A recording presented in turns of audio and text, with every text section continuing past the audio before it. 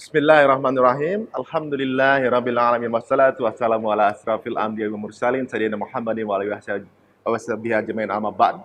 Assalamualaikum warahmatullahi wabarakatuh.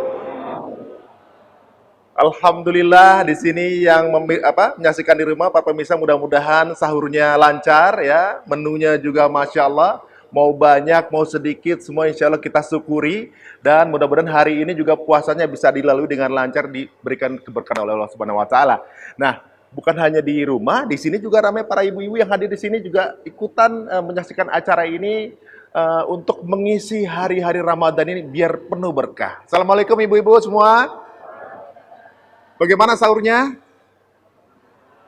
Hari ini siapa yang udah marah sama suami? Nggak ada ya? Waduh, suaminya juga belum bangun ya soalnya ya. Ini alhamdulillah para pemirsa dan juga para hadirin di sini, alhamdulillah kita bisa sama-sama atas izin Allah di Ramadan kali ini tentunya juga dan alhamdulillah juga kita bisa melewati segala bentuk cobaan selama pandemi sangat luar biasa sekali dan nikmatnya masya Allah luar biasa bahwa makin hari lifestyle masyarakat Indonesia ini makin islami. Ini alhamdulillah sekali dan luar biasa bukan hanya di Indonesia, di seluruh dunia kesadaran akan Islam makin tumbuh menjadi sebuah lifestyle yang paling cocok yang dijalankan oleh manusia. Karena satu-satunya lifestyle selama 1400 tahun yang tidak pernah berganti dan terus cocok dengan segala zaman. Ini alhamdulillah juga masya Allah. Kita akan tanya juga dengan para guru kita, kenapa Islam itu bisa menjadi sebuah landasan untuk manusia dalam kehidupan sehari-hari. Banyak mungkin di antara kita yang menjadi seorang muslim itu Islamnya mungkin hanya keturunan gitu atau mungkin nggak terlalu paham sebenarnya Islam itu apa, tapi menjalankannya itu kok srek dan juga cocok. Nah, bersama kami sekarang sudah ada guru-guru kita yang sangat luar biasa yang akan hadir juga akan ikut memberikan mencurahkan ilmu yang dimiliki untuk pemirsa dan juga para sekalian. Bersama kita ada Ustadz Abdul Somad. Assalamualaikum Ustadz. Waalaikumsalam. Dan juga ada guru kita juga, ada Kiai Sumarno Syafi'i. Assalamualaikum. Assalamualaikum warahmatullahi wabarakatuh. Masya Allah. Hari ini tuh ya juga, ini keberkahan buat kita semuanya. Apakah kita benar-benar ini sadar, kita sebenarnya hidup sedang apa, dari mana, dan mau kemana? Waduh, ini Masya Allah. Kita akan mulai dengan pembahasan, apa sebenarnya arti Islam itu sendiri. Fadhal, silakan Ustaz Abu Sofwan mungkin akan menjelaskan kepada kita semuanya. Masya Allah, ini mungkin akan membuka wawasan kita dan mudah-mudahan kita jadi lebih paham mengenai Islam itu sendiri. Fadhal Ustaz. Bismillahirrahmanirrahim. Assalamualaikum warahmatullahi wabarakatuh. Waalaikumsalam warahmatullahi wabarakatuh. Alhamdulillah wassalatu wassalamu ala Rasulillah wa ala alihi wa sahbihi wa man tabi'ahu wa mawalah. Terima kasih Mas Ari yang tidak pernah rugi. Amin. Lebih ke margin Ustaz. Bersama kita mendapatkan berkah ilmunya, doanya Al-Mukarram Kiai Haji Sumarno Syafi'i. Mudah-mudahan Allah panjangkan umurnya, Allah sehatkan badannya. Pemirsa TV One dimanapun berada, bil khusus yang sedang berada bersama kita di International Islamic Education Council. Islam diambil dari kata aslama, yuslimu islaman, artinya menyerahkan diri kepada Allah Subhanahu wa Ta'ala. Orang yang menyerahkan dirinya kepada Allah maka disebut dengan muslim. Satu hari itu kita ulangi paling tidak 5 kali kalau sholatnya wajib saja. Subuh, zuhur, asar, maghrib, isya. Hanifan musliman. Hanifan hanya condong kepada Allah, tidak kepada yang lain.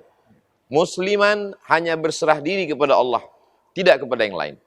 Makana Ibrahimu Yahudian. Ibrahim bukan Yahudi, wala Nasranian, bukan Nasrani, walakin kana hanifan, tapi dia adalah hanif, al-mailu ilal haq, hanya condong kepada kebenaran, musliman, hanya berserah diri kepada Allah, wa makana minal musyrikin, dan dia tidak mensyirikkan, mempersekutukan Allah Subhanahu wa Ta'ala. Maka ketika Ratu Bilqis ingin menjumpai Nabi Sulaiman alaihissalam, dia berkata, aslamtu, aku berserah diri kepada Allah. Lalu kemudian kalau dikatakan apa agama-agama nabi-nabi sebelum Nabi Muhammad SAW, mereka semuanya adalah muslim. Mereka orang yang berserah diri kepada Allah secara umum, makna global. Adapun syariatnya, ada sholatnya, ada zakatnya, ada puasanya, ada hajinya, ada umrohnya, itu dilengkapkan pada masa Nabi Muhammad sallallahu alaihi wasallam. Makanya dikatakan al-yauma akmaltu lakum dinakum. Hari ini aku sempurnakan agamamu, wa atmamtu alaikum ni'mati. Hari ini aku lengkapi semua nikmatku padamu. Nikmat hidup sudah, nikmat sehat sudah, nikmat keluarga sudah, nikmat harta sudah. Ada satu nikmat yang paling penting, nikmat agama. Wa raditu lakumul Islam. Aku ridai untuk kamu agama Islam dinan, sebagai agama. Wa may yabtaghi ghairal Islam, siapa yang mencari jalan lain, falan yuqbala minhu, dia tidak diterima Allah Subhanahu wa taala. Seandainya ada lalat terbang masuk ke dalam tempat air minum kita, maka kita mesti kembali kepada ajaran Islam. Idza waqa'adz dzubabu fi ina'i ahadikum, kalau ada lalat terbang masuk ke tempat air minum kamu, falyughmishu, celupkan dia ke dalam. Fa inna fi ihda jinahaihi da'an, karena sesungguhnya pada salah satu sayapnya ada wabah penyakit, wa fil ukhra syifaan, dan pada sayap satu lagi ada penawar, ada obatnya. Dulu orang mengejek, apa ini ajaran agama Islam ini? Ajaran ngajaran orang minum air lalat.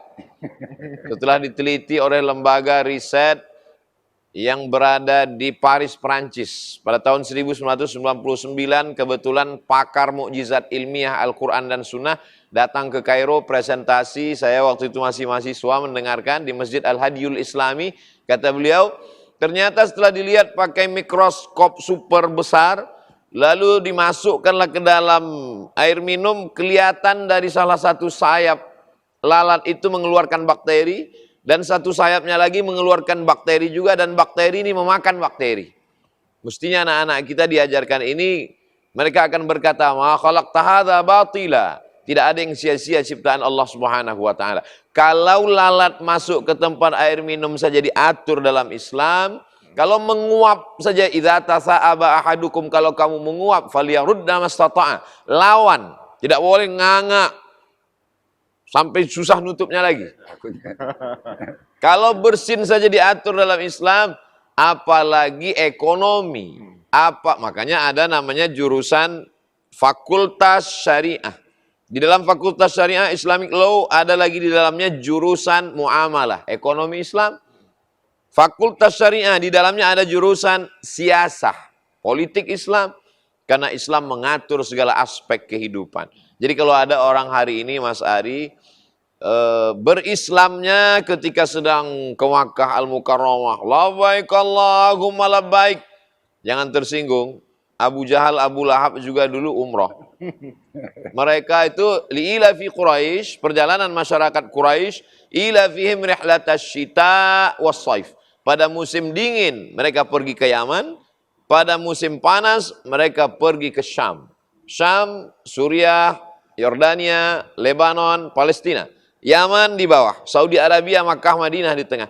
Inilah perjalanan bisnis mereka. Dan ketika sampai ke Makkah, mereka tawaf, mereka sa'i, mereka merasa sudah bersih dari dosa. Tapi dalam perjalanan bisnis itu, tipu, bohong, riba, dusta, zina, judi. Jadi kalau ada orang hari ini buat dosa sebanyak-banyaknya, nanti kemudian pergi umrah, kata Abu Jahal, Abu Lahab, apa beda ente sama ana?